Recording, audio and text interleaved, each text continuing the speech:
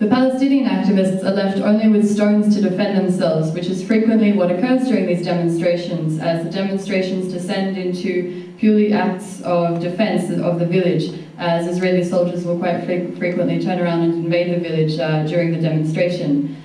This is the reason why the soldiers will define the demonstrations as riots for throwing rocks.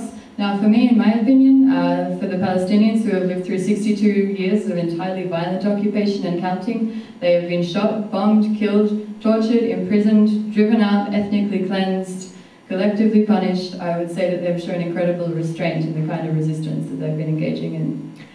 Takže vlastně, jak bylo řečeno, tak izraelská armáda si ospravedlňuje používání jako velice násilných prostředků právě proto, že že Palestinci se chovají násilně, ale to je jedinou zbraň, kterou oni mají, že teda házejí kameny.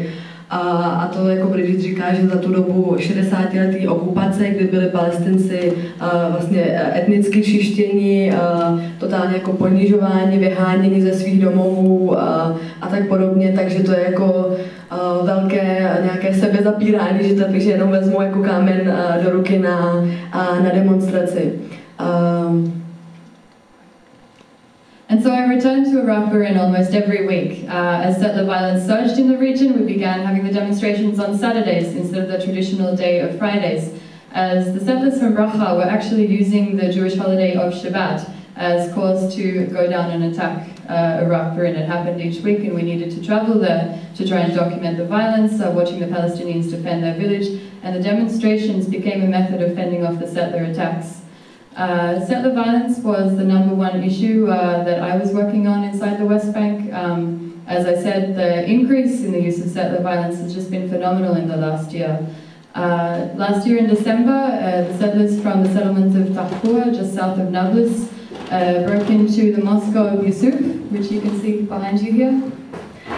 Takže vlastně Bridget, její hlavní, a to, co dělala nejvíc na západním břehu Jordánu, bylo, že monitorovala vlastně násilí ze strany osadníků a ještě říkala k tomu Iraq Burin, že v podstatě většinou, když lidi jdou na tu demonstraci, takže je vlastně izraelská armáda ani nenechala moc jít k tomu svýmu poli, ale většinou byli normálně zatlačeni směrem do té vesnice, kdy třeba i lidi, kteří nechtěli na demonstraci nebo podobně, tak museli jako dechat slznej plyn a podobně, že to bojiště té demonstrace se pak přesunulo směrem do té vesnice.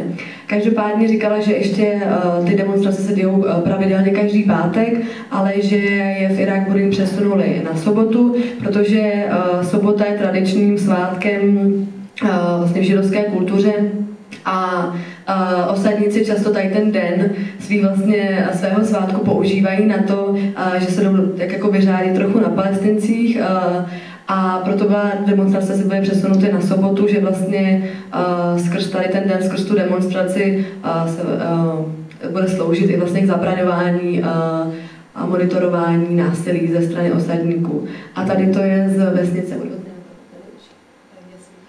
Jasův, to je kousek od Nábulusu, taky je kolem izraelská osada a tady to je vlastně jedna ukázka násilí ze strany osadníků. As you can see, the settlers poured benzene across the carpet, then setting fire to it. They burnt over 80 copies of the Quran and other holy texts. Now inside Israel, there was absolutely no investigation made into this attack. You may remember the outcry that was made after the few synagogues that were left during the Gaza disengagement of 2005 were destroyed by the Palestinians that lived in the area. Whereas during this attack, there was no investigation ever made and no settler was ever arrested in relation to it. Takže tady na tom obrázku je vlastně vypálená mešita. Udělali to osadníci, zapálili 80 kopií Koránu a jiných svatých textů a vlastně v Izraeli 48, vlastně v oblasti dnešního Izraele, nebylo vůbec žádný vyšetřování tohohle. And this attack really was one of the worst examples I've ever seen of what the settlers have dubbed the price tag campaign, which is a political campaign that they enact through violence, whereby whenever the Israeli government does something that the settlers do not agree with, whether it is disengaging from a settler-populated area, evacuating an illegal settler outpost, or placing a freeze on construction on settlements for a period of time, the settlers will strike back violently, not at Israeli targets, but at Palestinian targets, to send a message to their own government that they're not going to put up with this refusal to comply with the settlement expansionist enterprise.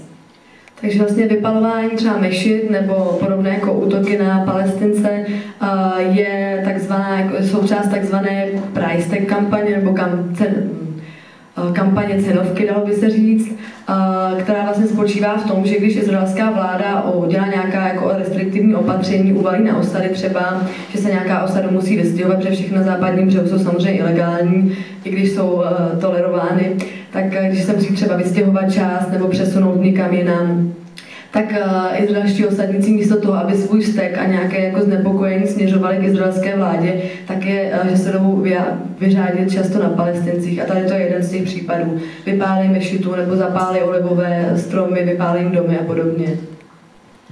Settlers from the settlement of Yitzhak in the north of the West Bank began firing homemade rockets onto the Palestinian village of Berin in July of 2008. At their height, the rocket attacks reached a number of 3 per day. They began as small canisters like this, but as the technology advanced, they eventually reached the size of about a 3-liter bottle. A vlastně další osada, izraelská osada na západním břehu Yitzhak, začala v červenci roku 2008 vypalovat na vedlejší palestinskou vesnici rakety. Začátku to byly jako menší kanistry, jak nějaká plechovka od piva, ale pak byly jako velký až jak nějaký 3-litrový flašky a vlastně na nějakém vrcholu tady ty akce, tady ty kampaně izraelský nebo izraelský osady, tak byly páleny až 3 denně na tu vesnici. Now, of course, what people most commonly say when they see evidence of these attacks is, why didn't we hear about it? Why don't we know anything about these settler rocket attacks? Even most Israeli activists I don't know. Most Israeli activists I know don't know anything about these attacks.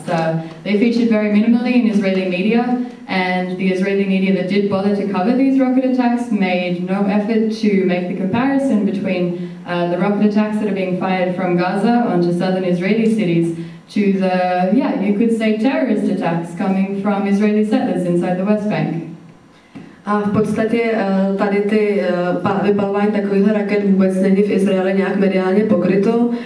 Často o tom nevědí ani izraelští aktivisté, kteří se angažují třeba proti okupaci, a po případě, když už o tom třeba izraelská média nějak informují, tak je rozhodně nenapadne udělat paralelu k tomu, že vlastně v Gaza byla před 2 lety bombardována právě proto, že Gazané teda stříleli rakety na území Izraele, ale tam je jako jasná paralela, že tady podobně jako teroristický čin ze strany osadníků jde i na Palestince, ale to už se jako takovýhle link už tam jako neproběhne.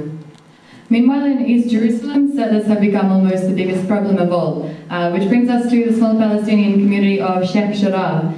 Sheikh Jarrah is the home to 28 Palestinian families that are being evicted one by one as part of a settler takeover of the area. The settler organization's eventual plan is to turn Sheikh Jarrah into a new Israeli settlement deep in the heart of Palestinian East Jerusalem. Takže město Jeruzalém je rozděleno na východní palestinskou část a západní izraelskou, a v té východní oblasti je jedna menší oblast, která se jmenuje Sheikh Jarrah.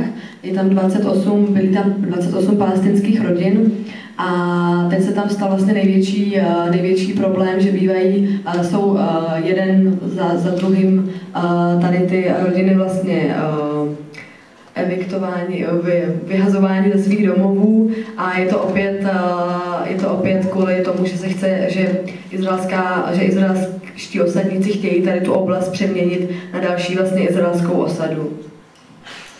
So the situation that we've seen arisen in Sheikh Jarrah has resulted in very violent and very provocative Israeli settlers literally living next door to Palestinians. And the Palestinians who have already been evicted from their homes via the legal means that the settlers are employing, they're not taking it lying down. They're actually engaging in one of the most incredible examples of steadfast resistance that I've witnessed in Palestine, whereby they are actually sleeping on the street outside their homes that they have been evicted from, forced to watch Israeli settlers come and